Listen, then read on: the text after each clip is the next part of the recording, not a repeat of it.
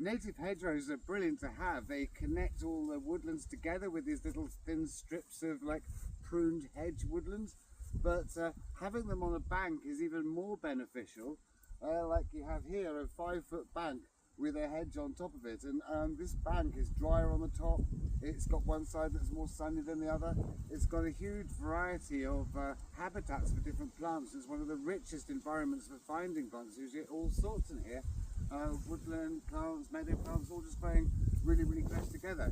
So ordinarily, if this was just a hedge, it'd be like 4-foot surface area ground, but because it's going up 5 foot and then along, that adds an extra 10 feet of surface area to the actual mini woodland hedge thing here. So think of all the extra plants that can grow in that, and all the extra habitats that are created by having just this extra bit. And it also creates tons and tons of shelter as well. So if you're walking on a windy day in here, it's really nice and sheltered.